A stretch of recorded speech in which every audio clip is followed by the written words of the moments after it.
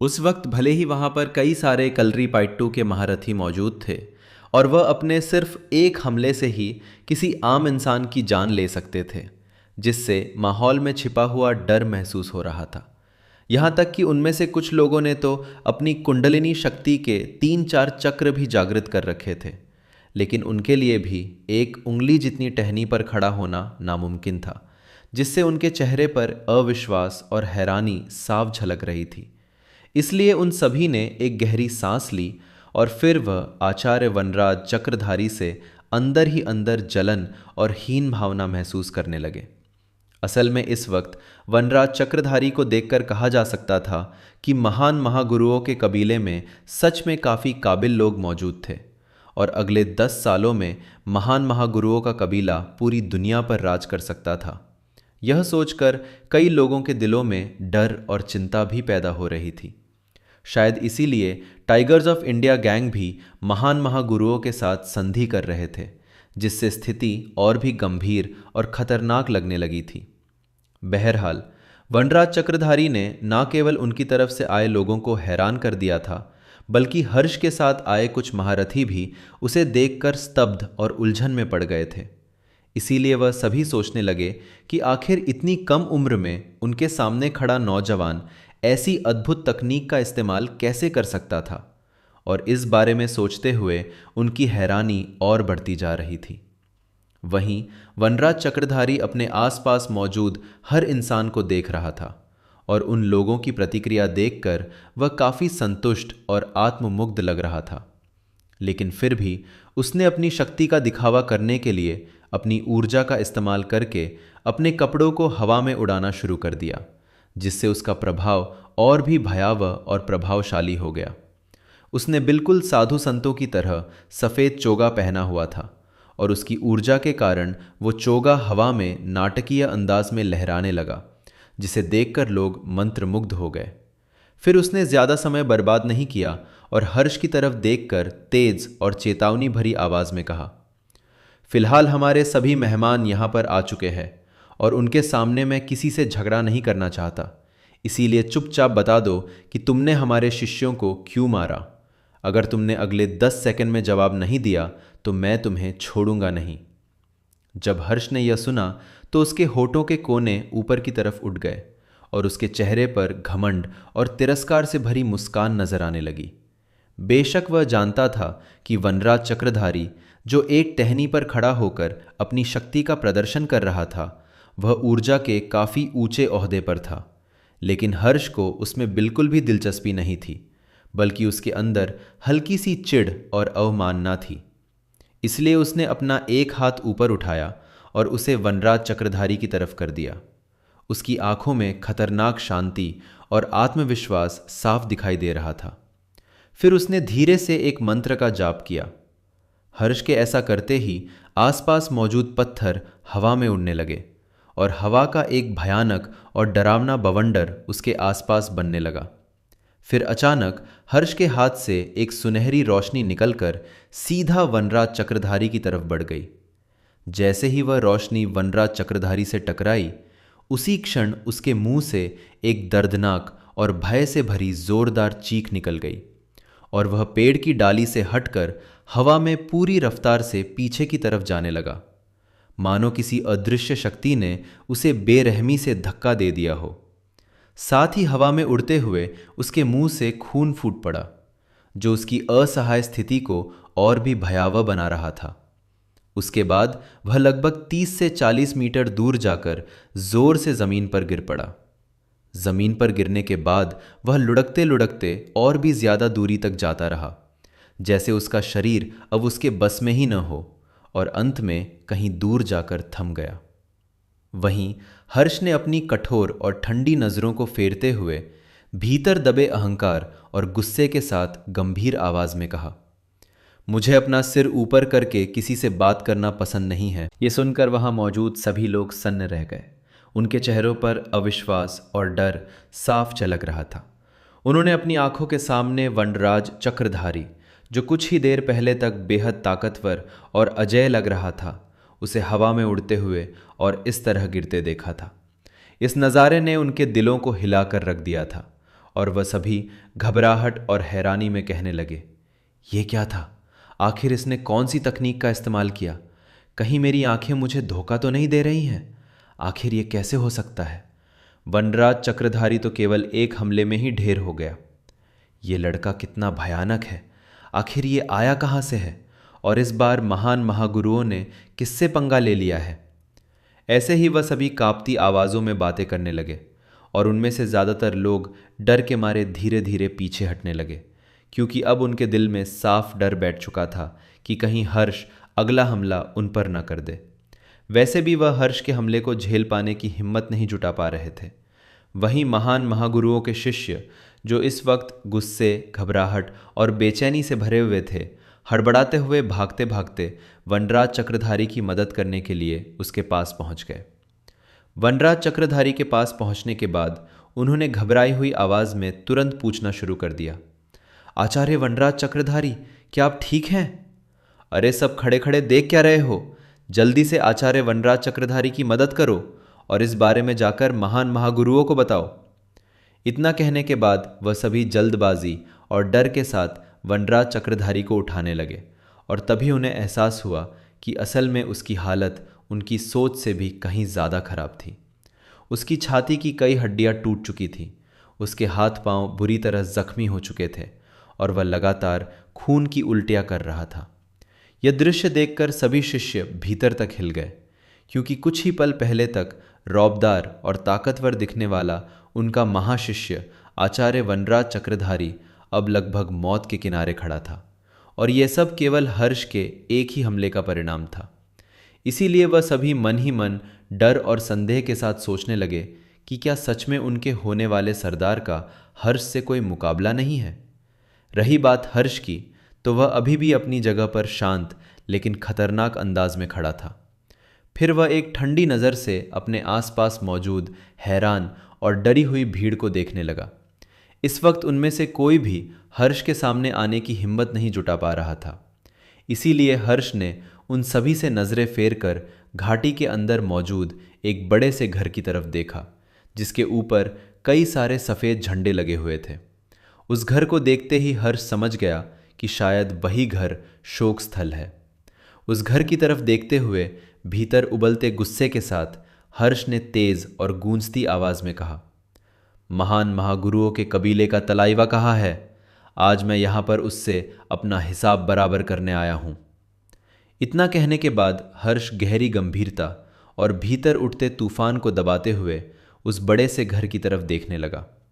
वहीं दूसरी ओर घाटी की गहराई में अजीब सी खामोशी और भारी शोक के माहौल के बीच शोक स्थल के अंदर एक शैया पर वासुदेव रंगपति की सभी चीज़ों को रखा गया था। उस शैया के आसपास 6 महान महागुरु मौजूद थे और उन महान महागुरुओं के अलावा वहाँ पर कोई नहीं था। तभी उनमें से तीसरे महान महागुरु ने हल्की बेचैनी और चिंता भरे भाव के साथ एक एंटीक घड़ी की तरफ देखते हुए अचानक से कहा, आज महान महागुरु वासुदेव रंगपति को मरे हुए पूरे 4 दिन हो चुके हैं और हमारी जानकारी के हिसाब से अब तक वो यहाँ पर आ चुके होंगे। क्या हमें पहले बाहर नहीं जाना चाहिए? यह सुनकर उनमें से छठे महान महागुरु ने दबी हुई क्रोध की ज्वाला को फूटने देते हुए गुस्से भरी आवाज में कहा, मुझे लगता है कि वह खुद मरना चाहते हैं। उस कमीने हर्ष को तो मैं छोड़ूंगा नहीं। उसने आज यहाँ पर आने की हिम्मत तो कर ली, लेकिन देखना वो यहाँ से बचकर नहीं जा पाएगा। मैं उसकी जान खुद अपने इन्हीं हाथों से लूँगा। तभी उन दोनों की बात सुनने के बाद मुख्य आचार्य यानी प्रथम महान महागुरु ने असाधारण शांति और भीतर छिपे गहरे आत्मविश्वास के साथ गहरी आवाज़ में कहा, उसकी तरफ पूरे 221 लोग हैं और बाकी दूसरे शहर से आए तलाइवा भी हैं, लेकिन उन्होंने पहले ही इस बात को स्पष्ट कर दिया है कि वह हमला नहीं करेंगे। इसके अलावा हर शास्त्री के पास केवल 10 लोग हैं जो सच में काम के हैं, लेकिन उनसे निपटना भी कोई बड़ी बात नहीं है। इसलिए हमें केवल 2 लोगों से सतर्क रहना होगा। पहला हर शास्त्री और दूसरा वो गेंडा चतुर्वेदी, जिसे वह बड़ा सा रक्षक ऊर्जा जाल बनाना आता है। साथ ही हमें यह भी नहीं भूलना चाहिए कि अब जब उन लोगों ने हमारे यहाँ पर आने की हिम्मत की है तो बेशक वह काफ़ी ताकतवर होंगे। वैसे आप सबको क्या लगता है, टाइगर्स ऑफ इंडिया गैंग की तमिलनाडु ब्रांच की प्रेसिडेंट अपर्णा कालजई कितनी ताकतवर थी? उस हर्ष शास्त्री ने तो प्रेसिडेंट अपर्णा कालजई को भी हरा दिया। इसलिए बेहतर होगा कि हम उसे कम ना आके।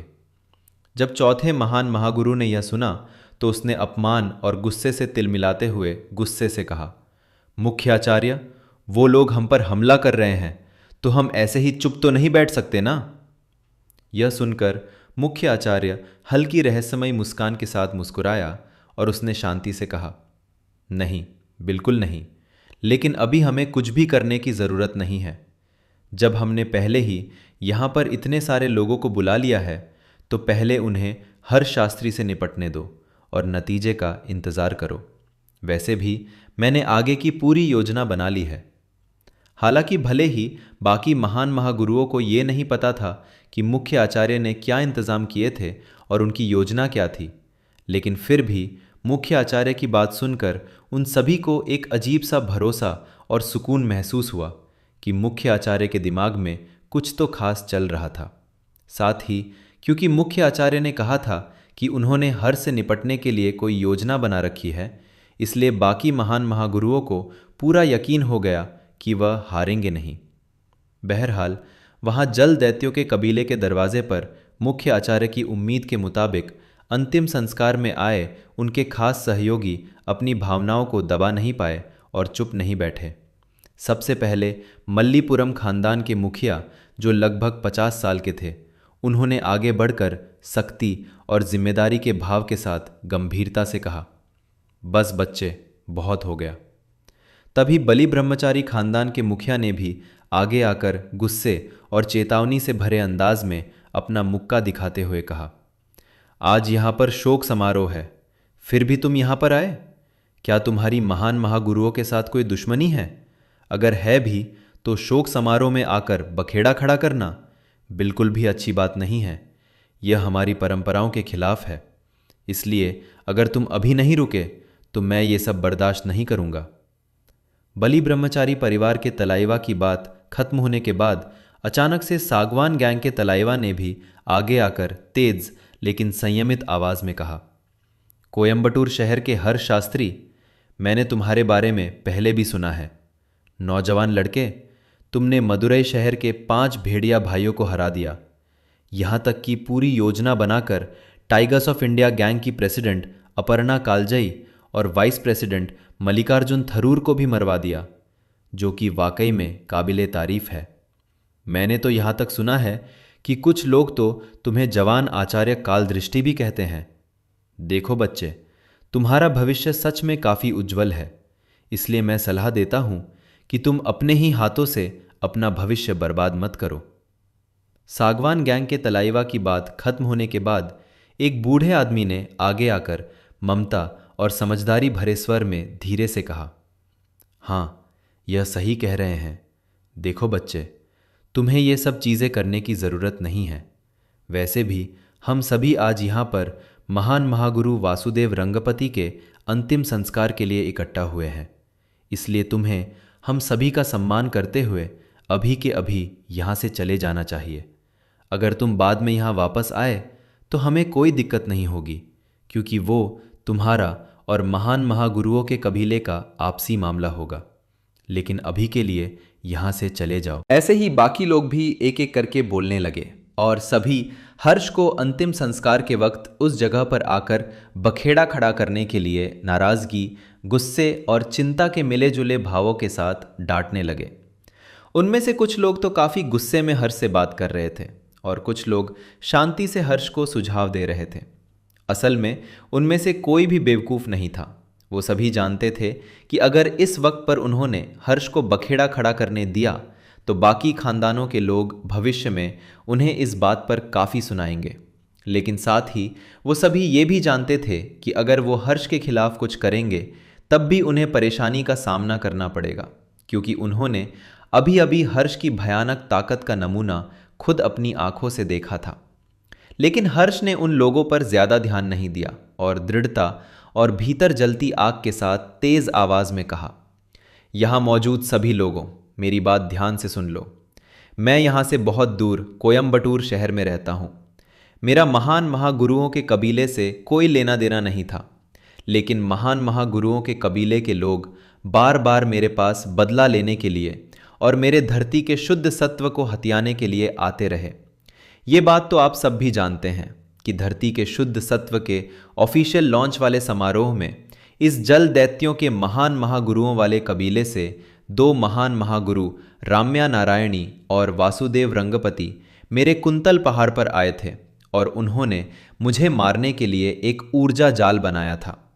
मेरे लिए भी वो दिन काफ़ी खास था। तो फिर उस दिन आप सभी लोग कहाँ थे? तब आप लोगों ने महान महागुरुओं को हम पर हमला करने से क्यों नहीं रोका? अगर आज मैं यहाँ पर इंसाफ के लिए आया हूँ तो फिर ये बुरा कैसे हो सकता है? मैं तो बस उन्हें उन्हीं की भाषा में जवाब देने आया हूँ। इतना कहने के बाद हर्ष कुछ कदम आगे बढ़ा और बिना किसी डर के तीखी नज़रों से अपने सामने मौजूद भीड़ को देखने लगा।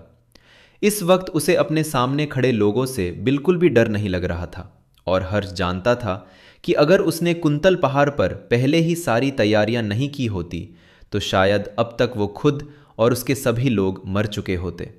इसीलिए हर्ष का मानना था कि इतना सब होने के बाद वो महान महागुरुओं के कबीले के साथ केवल बातचीत करके इस मामले को नहीं सुलझा सकता। फिर कुछ देर बाद इस बारे में सोचते हुए हर्ष ने घमंड और अडिग निश्चय के साथ घमंडी लहजे में कहा, मुझे इस बात से कोई फर्क नहीं पड़ता कि आप सभी लोग कौन हैं और यहाँ पर किसका अंतिम संस्कार हो रहा है। आज तो मैं इन्हें बर्बाद करके ही रहूँगा। इसीलिए अगर आप सभी मरना नहीं चाहते तो यहाँ से चले जाएं। जब वहाँ मौजूद सभी लोगों ने हर्ष की बात सुनी तो वो अपमान और क्रोध से उबल पड़े और उन्होंने एक साथ चिल्लाकर कहा, बदतमीज लड़के, तुम्हें पता भी है कि तुम क्या कह रहे हो? दरअसल वो सभी लोग इतने ताकतवर थे कि पूरे तमिलनाडु राज्य पर कब्जा कर सकते थे। यहाँ तक कि वो लोग इतने शक्तिशाली थे कि तमिलनाडु के पड़ोसी राज्यों पर भी कब्जा कर सकते थे, लेकिन फिर भी हर्ष उन्हें अपमानित कर रहा था। इसीलिए वो सभी सोचने लगे थे कि अगर अब वो डर कर वहाँ से चले गए तो भविष्य में वो दूसरे लोगों से सामना नहीं कर पाएंगे। हर्ष की बात सुनकर बलि ब्रह्मचारी खानदान के मुखिया ने आगे आकर गुस्से से दांत भींचते हुए आंखों में आग भरकर कहा, बच्चे तुम बहुत घमंडी हो, लेकिन तुम्हारे अंदर बिल्कुल भी ताकत नहीं है। देखना, आज मैं तुम्हें अच्छा सबक सिखाऊंगा। वैसे अगर तुम चाहो तो अपनी मदद के लिए किसी और को बुला सकते हो।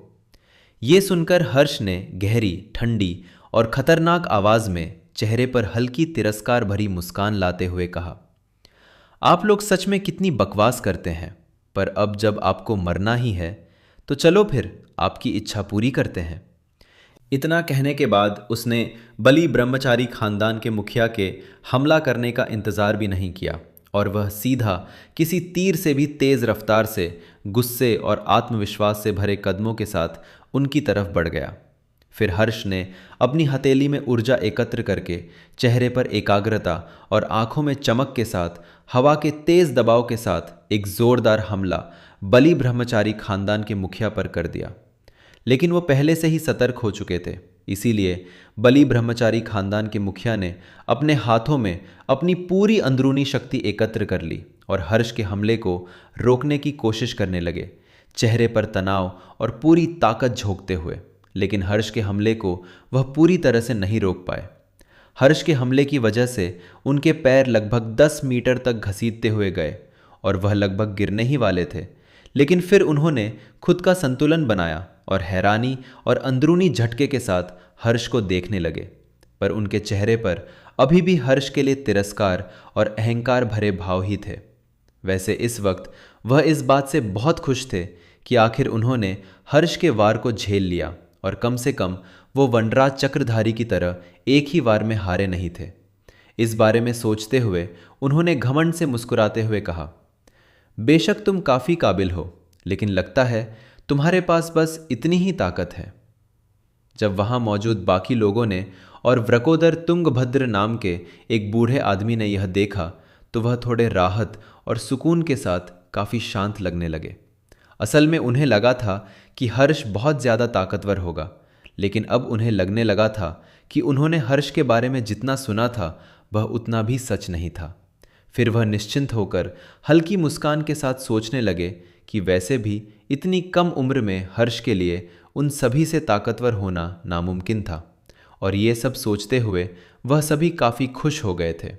लेकिन तभी अचानक से हर्ष ने हल्की हंसी और भीतर छिपे गुस्से के साथ अजीब तरीके से कहा, तुम लोग मेरी शक्ति का अंदाज़ा भी नहीं लगा सकते। इतना कहने के बाद उसने अपना एक पैर आगे बढ़ाकर हवा में उठा दिया।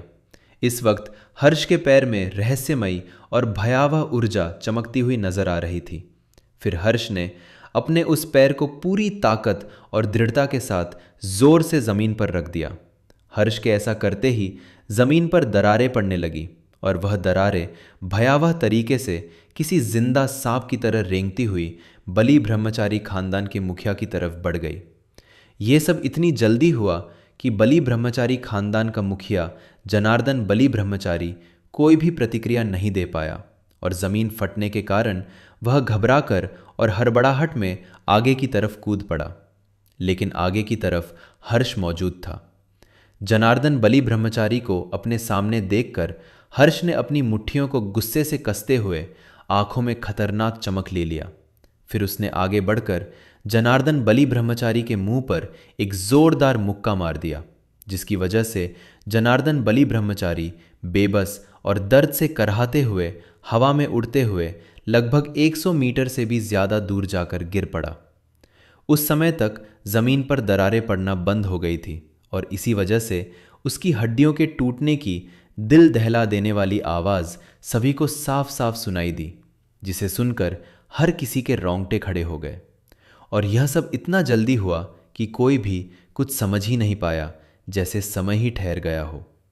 इसके बाद हर्ष ने भी किसी को प्रतिक्रिया देने का वक्त नहीं दिया, बल्कि वह सीधा वृकोदर तुंगभद्र की तरफ गुस्से और आग भरी आंखों के साथ बढ़ गया।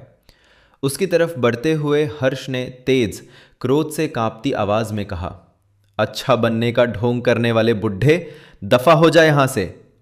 इतना कहने के बाद हर्ष ने उसे भी एक जोरदार मुक्का मारकर दूर उड़ा दिया, मानो उसके अंदर भरा सारा गुस्सा उसी वार में निकल आया हो। यह देखने के बाद वहां मौजूद सभी लोग खुद को रोक नहीं पाए और उनमें से किसी ने गुस्से और जोश में चिल्लाकर कहा, भाइयों, लगता है ये घमंडी लड़का ऐसे नहीं मानने वाला। चलो महान महागुरुओं के कबीले की रक्षा करते हैं और इन लोगों के हाथ पैर तोड़ देते हैं। हाँ हाँ, सही कहा, हमें इन्हें बताना होगा कि हम लोगों से उलझने का क्या अंजाम होता है। जब हर्ष की तरफ से आए गेंडा चतुर्वेदी, भैरवी और बाकी सब ने यह सुना तो उन लोगों ने भी जोश और चुनौती भरे अंदाज में चिल्लाकर कहा, हाँ हाँ, आ जाओ, हम भी यहां कोई तमाशा देखने नहीं आए हैं। दोस्तों, हमला! इतना कहकर उन सभी लोगों ने महान महागुरुओं की तरफ से लड़ रहे लोगों पर हमला कर दिया और बहुत ही कम समय में उस घाटी में 100 से भी ज्यादा लोग एक साथ भीषण लड़ाई करने लगे, जहां हर तरफ चीखें, टकराहट और गूंजती ताकत का शोर फैल गया।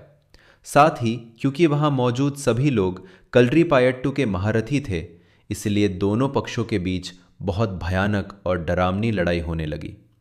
लेकिन सामने की तरफ से ज्यादातर लोग हर्ष पर हमला कर रहे थे, क्योंकि उनके लिए तो हर्ष ही सामने वाली टीम का लीडर था और उसके अंदर की शक्ति उन्हें डरा भी रही थी। पर वह नहीं जानते थे कि हर्ष ने नागलोक में 2000 सालों तक अनगिनत युद्ध लड़े थे, जहां उसने दर्द, खून और संघर्ष को करीब से महसूस किया था। इसी वजह से वह लोग हर्ष के सामने कुछ भी नहीं थे। हर्ष ने अपनी सिर्फ एक लात से ही बहुत सारे महारथियों को उड़ाकर आसपास के घरों में फेंक दिया, मानो वे तिनके हों। उनमें से कुछ लोग दीवारों से जाकर टकराए तो कुछ लोग घरों की छतों से, और हर टकराहट के साथ दर्द भरी आवाज़ें गूंज उठीं, जिसके कारण वह जगह पूरी तहस नहस होने लगी। हालांकि उनमें से कुछ लोग तो अपनी अंदरूनी शक्ति के बल पर भी हर्ष से लड़ रहे थे, लेकिन वह सभी लोग हर्ष के सिर्फ एक मुक्के से ही ढेर होते जा रहे थे और हर्ष के हमले के बाद उनकी सारी हड्डियां टूटकर चकनाचूर हो रही थीं, जिससे वहां का माहौल और भी भयावह हो गया था। बहरहाल इसी तरह लड़ते हुए कुछ ही समय में हर्ष ने लगभग 100 से भी ज्यादा कलरीपायट्टू के महारथियों को हरा दिया और हर गिरते हुए इंसान के साथ डर बढ़ता जा रहा था, जिसकी वजह से वो सभी समझ चुके थे कि हर्ष सच में बेहद खतरनाक है। इसलिए अंत में वह सभी डर के मारे पीछे हट गए। असल में उस वक्त उन लोगों ने एक घेरा बना लिया था, लेकिन जैसे ही हर्ष एक कदम आगे बढ़ाता वह सभी सहमे हुए पीछे हट जाते, मानो मौत उनके सामने खड़ी हो। तब भले ही उन लोगों की तादाद ज्यादा थी, लेकिन उनमें से किसी ने भी अपने सामने खड़े हर्ष पर हमला करने की हिम्मत नहीं की। वहीं दूसरी ओर हर्ष अभी भी अपनी जगह पर अडिग खड़ा था। उसकी आंखों में अब भी वही ठंडा गुस्सा जल रहा था। फिर कुछ देर बाद हर्ष ने गुस्से से चिल्लाकर कहा, आखिर महान महागुरुओं के कबीले का सरदार और इनके महान महागुरु कहाँ है? क्या तुम केवल इसीलिए छिपकर बैठे हो क्योंकि तुम इन सभी कमजोर लोगों को पहले मरवाना चाहते हो? लेकिन एक बात कान खोल कर सुन लो, ये लोग भी आज तुम्हारी जिंदगी नहीं बचा पाएंगे। हर्ष की यह बात सुनकर अचानक से घाटी के अंदर से एक बुजुर्ग आदमी की गुस्से भरी गरजती आवाज गूंज उठी। बदतमीज कही के, क्या तुम्हें सच में लगता है कि हमारे कबीले में कोई भी तुमसे लड़ने के काबिल नहीं है? देखना, आज मैं तुम्हारे टुकड़े टुकड़े कर दूंगा। जैसे ही वहां मौजूद सभी लोगों ने यह आवाज सुनी तो वहां पर गूंज रही चीखें और इधर उधर भाग रहे शिष्य सभी एकदम से अपनी जगह पर रुक गए और माहौल में अचानक सन्नाटा छा गया। फिर कुछ देर बाद वह खुशी और उम्मीद से भरकर कहने लगे, हमारे मुख्य आचार्य आ गए। सभी लोग पीछे हट जाओ, अब हमारे मुख्य आचार्य ही इससे निपटेंगे। असल में महान महागुरुओं के जल दैत्यों वाले कबीले के लोगों के लिए मुख्य आचार्य मेघदूत महादेवन किसी देवता की तरह थे और उनका नाम ही साहस भर देता था, खासकर उस वक्त पर, क्योंकि अभी उनके तलाईवा वहां पर मौजूद नहीं थे। उनकी गैर मौजूदगी में मुख्य आचार्य मेघदूत महादेवन ही पूरे कबीले को संभाल रहे थे और सभी बड़े खानदानों पर राज कर रहे थे। इसलिए जब वहां मौजूद बाकी कलरीपायट्टू के महारथियों ने यह सुना कि मुख्य आचार्य मेघदूत महादेवन वहां पहुंच गए हैं, तो वह तुरंत राहत की सांस लेते हुए पीछे हट गए। असल में कहा जाता था कि जब आचार्य काल दृष्टि ने महान महागुरुओं के जल दैत्यों वाले कबीले पर हमला किया था, तो उनकी लड़ाई मुख्य आचार्य मेघदूत महादेवन से हुई थी और वह युद्ध आज भी लोगों के मन में डर पैदा करता था। उस समय पर आचार्य काल दृष्टि ने मुख्य आचार्य मेघदूत महादेवन की भयानक शक्तियों को देखकर उनकी तारीफ की थी और तब तो मुख्य आचार्य मेघदूत महादेवन अब जितने शक्तिशाली भी नहीं थे। अगर अब की बात करें तो शायद मुख्य आचार्य मेघदूत महादेवन अपने शरीर के 5वें कुंडलिनी चक्र को जागृत कर चुके थे, जिससे उनका आभामंडल और भी डरावना हो गया था। इस बारे में सोचते हुए वहां मौजूद सभी लोग फिर से हर्ष के खिलाफ खड़े होने की हिम्मत करने लगे, क्योंकि अब उन्हें सहारा मिल गया था। बहरहाल इस लड़ाई में एक बात तो साफ नजर आ रही थी और वो ये कि हर्ष सच में काफी ताकतवर था और उसका आत्मविश्वास किसी पहाड़ की तरह अटल था। वह अभी तक मैदान में टिका हुआ था और आखिरकार उसने मुख्य आचार्य मेघदूत महादेवन को बाहर आने पर विवश कर दिया था।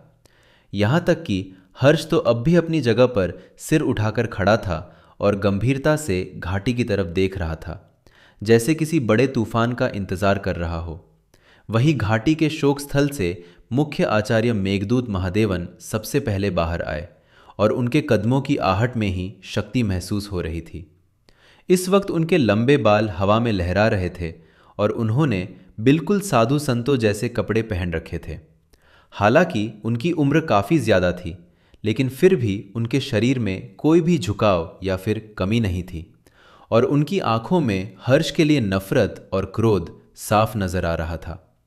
साथ ही उनके पीछे पीछे बाकी के महान महागुरु भी शोक स्थल से बाहर आ गए, लेकिन इस वक्त वह सभी ताकत के मामले में मुख्य आचार्य के सामने बहुत कमज़ोर लग रहे थे। जब हर्ष ने मुख्य आचार्य को देखा तो उनकी सांसों की गति से ही वह पहचान गया कि वह अपनी कुंडलिनी शक्ति के 5वें चक्र यानी विशुद्ध चक्र को जागृत कर चुके थे और यह कोई साधारण बात नहीं थी। वही जब मुख्य आचार्य मेघदूत महादेवन ने हर्ष को देखा तो बेशक उन्हें हर्ष का ऊर्जा स्तर समझ नहीं आया, क्योंकि हर्ष के पास तो भगवान शेषनाग की दी हुई दिव्य शक्तियां थी, जिन्हें कोई भी आम इंसान नहीं देख सकता था। इसीलिए उन्होंने तेज आवाज में चिल्लाकर पूछा, क्या तुम ही हर्ष हो? तुमने हमारे दूसरे आचार्य महान महागुरु वासुदेव रंगपति को मार डाला और हमारी एक महान महागुरु राम्या नारायणी को अपने पास बंदी बनाकर रखा है। इस सब से भी तुम्हारा मन नहीं भरा, जो अब तुम हमारे दरवाजे पर हमसे लड़ने आ गए? तुमने यहां आकर सीधा हमारे कबीले की ताकत को ललकारा है, और तुम्हारी यह गलती माफी के लायक नहीं है। मुख्य आचार्य मेघदूत महादेवन की बात सुनकर हर्ष ने तंज भरे, ठंडे लेकिन तीखे लहजे में कहा, ओ ऐसा है क्या? तो मतलब आप ये कहना चाहते हैं कि जब आपके महान महागुरुओं के कबीले के लोग बार बार मुझ पर हमला कर रहे थे तो वो सही था, और अब जब मैं इस बात का बदला लेने के लिए आपके पास आ गया तो मैं गलत हूं और माफी के लायक भी नहीं हूं? क्या आप यही कहना चाहते हैं? ये सुनकर मुख्य आचार्य मेघदूत महादेवन के चेहरे पर तिरस्कार भरी मुस्कुराहट आ गई, जिसमें अहंकार साफ झलक रहा था। फिर उन्होंने अपनी कमर पर बंधी हुई एक काली लकड़ी की तलवार निकाल ली। इसके बाद वह उस तलवार पर अपने हाथ से तेज दबाव बनाने लगे, जिसके कारण उस तलवार से अजीब सी रहस्यमयी रोशनी निकलने लगी और वह बुरी तरह से हिलने लगी, मानो उसमें कोई जीवित शक्ति हो। उस वक्त उन्हें देखकर ऐसा लग रहा था मानो जैसे मुख्य आचार्य मेघदूत महादेवन के सिर्फ एक इशारे पर वह तलवार कभी भी उड़कर अपने दुश्मन पर हमला कर सकती है। और यह दृश्य देखकर कई लोगों के दिल डर से कांप उठे। यह देखते ही अचानक से किसी ने घबराहट और आश्चर्य में चिल्लाकर कहा, ये तो महान महागुरुओं के कबीले की खास तलवार है, जिसका इस्तेमाल केवल ब्रह्म राक्षसों को मारने के लिए ही किया जाता है। यह सुन वहां मौजूद सभी लोगों ने डर के मारे अपने कदम पीछे ले लिए। यहां तक कि भैरवी का चेहरा भी पीला पड़ गया और उसने घबराते हुए कांपती आवाज में कहा, संभल कर हर्ष, यह लकड़ी की तलवार बहुत अजीब है। यह लोगों को सम्मोहित करके भ्रम में डाल सकती है, इसलिए इसके प्रभाव में मत आना। मुख्य आचार्य की तलवार देखते ही गेंडा चतुर्वेदी ने भी घबराकर और जल्दी जल्दी सांस लेते हुए चिल्लाकर कहा, हर्ष भाई, यह लकड़ी की तलवार बेहद तेज तर्रार है और महान महागुरुओं के कबीले की सबसे कीमती चीज है। कहा जाता है कि यह तलवार एक ही बार में जल दैत्यों तक का नामो निशान मिटा सकती है। लीजिए, आप मेरे कबीले की यह खास तलवार ले लीजिए। इतना कहने के बाद गेंडा चतुर्वेदी बेचैनी और डर के साथ कांपते हाथों से हर्ष को अपना बड़ा सा सफेद कपड़ों में लिपटा हुआ दिव्य हथियार देने लगा। लेकिन तभी मुख्य आचार्य मेघदूत महादेवन ने उसे कठोर और तिरस्कार भरी नजरों से घूरते हुए देखा और अपने हाथ में मौजूद काली तलवार को सीधा गेंडा चतुर्वेदी की तरफ भेज दिया। उनके ऐसा करते ही अचानक से उस काली तलवार से भयानक और चमकदार लाल रंग की तेज रोशनी निकली और सीधा गेंडा चतुर्वेदी की तरफ बढ़ने लगी। जब गेंडा चतुर्वेदी ने यह देखा तो वो डर से बुरी तरह कांपते हुए जोर से चिल्लाया और उसने अपने दिव्य हथियार को बचाव के लिए आगे कर दिया। लेकिन गेंडा चतुर्वेदी का दिव्य हथियार भी उसकी रक्षा नहीं कर सका, और जैसे ही उस काली तलवार की लाल रोशनी गेंडा चतुर्वेदी के हथियार से टकराई तो वह दर्द से कराहते हुए 10 मीटर से भी ज्यादा दूर जाकर गिर पड़ा। पर मुख्य आचार्य मेघदूत महादेवन वहीं पर नहीं रुका और उसने गेंडा चतुर्वेदी पर हमले करना जारी रखा, क्योंकि वह जानता था कि भैरवी और गेंडा चतुर्वेदी ही हर्ष के सबसे ताकतवर लोग हैं। इसीलिए अगर उन दोनों में से कोई एक भी मारा गया तो हर्ष की ताकत आधी हो जाएगी। जब हर्ष ने यह सब देखा तो उसने गुस्से से दांत भींचते हुए और आंखों में आग भरकर कठोर आवाज में कहा, मेघदूत महादेवन, तुम वाकई में एक बहुत ही घटिया इंसान हो। इतना कहने के बाद हर्ष तेजी और गुस्से में भरे कदमों से आगे बढ़कर गेंडा चतुर्वेदी की तरफ बढ़ रही लाल रोशनी को अपनी एक हथेली से रोककर नष्ट कर दिया।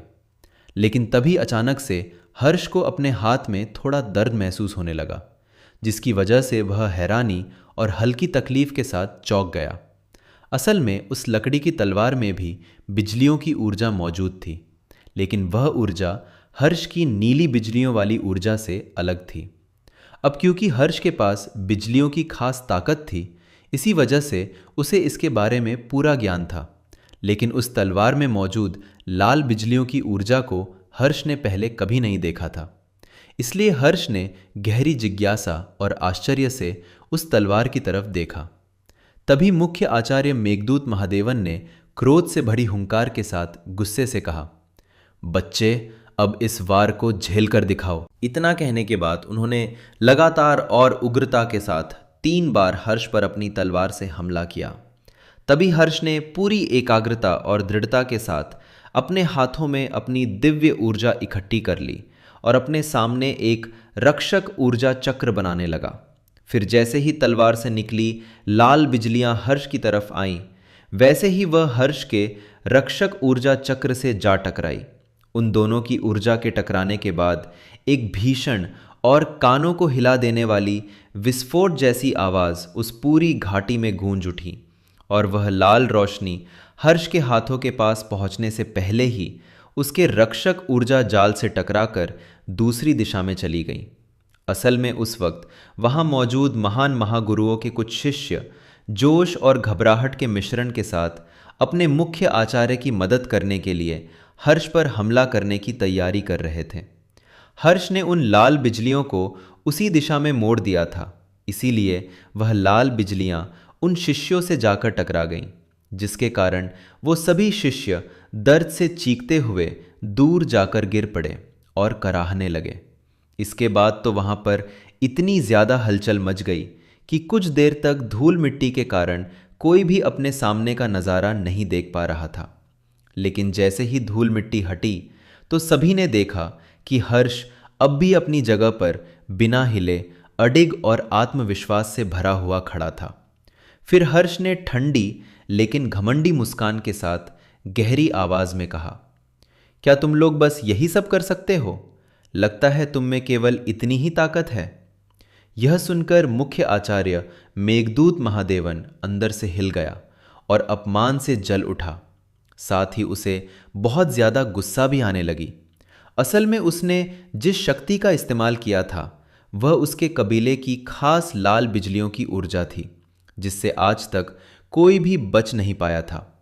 इसीलिए वह सोचने लगा कि आखिर हर्ष ने उस ऊर्जा को अपने हाथ से कैसे रोक दिया।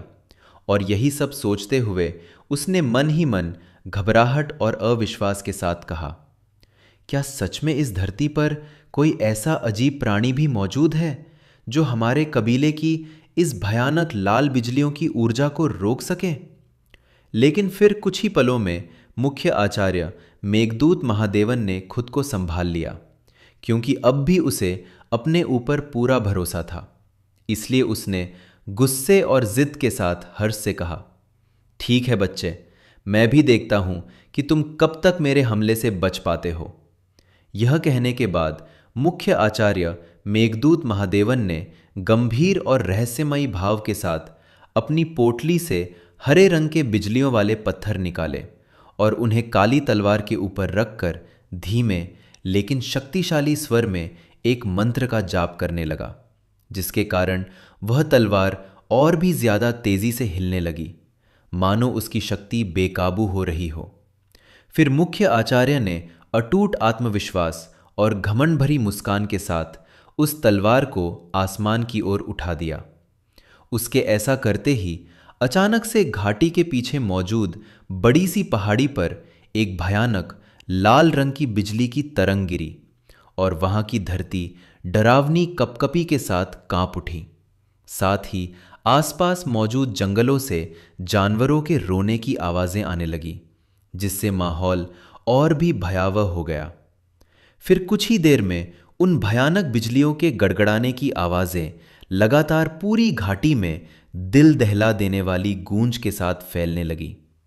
लेकिन मुख्य आचार्य मेघदूत महादेवन ने इस बारे में ज्यादा नहीं सोचा और उसने तुरंत 10 से भी ज्यादा लाल बिजलियों की ऊर्जा से भरी हुई तलवारों को निर्दयता और क्रोध के साथ हर्ष की तरफ भेज दिया। हालांकि उसकी उम्मीद से परे हर्ष के रक्षक ऊर्जा चक्र ने उन बिजली की तलवारों को भी आसानी से रोक दिया।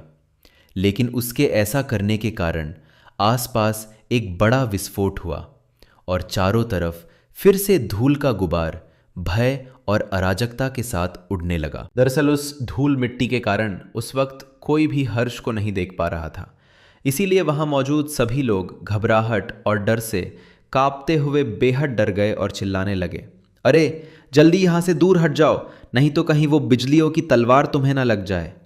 यह कितना अद्भुत है! क्या सच में यही महान महागुरुओं के कबीले की खास तकनीक है? जब मुख्य आचार्य मेघदूत महादेवन ने यह सुना तो वह अपनी जगह पर थोड़ा संतुलित लेकिन भीतर से थका हुआ सीधा खड़ा हो गया और उसने हमला करना बंद कर दिया।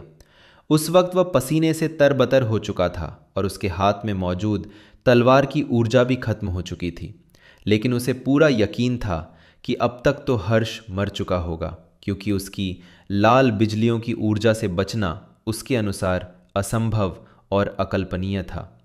इस बारे में सोचते हुए वह घमंड और संतोष भरी नज़रों से अपने सामने का नज़ारा देखने लगा। उस घाटी में अब जगह जगह पर दरारें पड़ चुकी थीं और बीच बीच में बड़े से गड्ढे हो गए थे।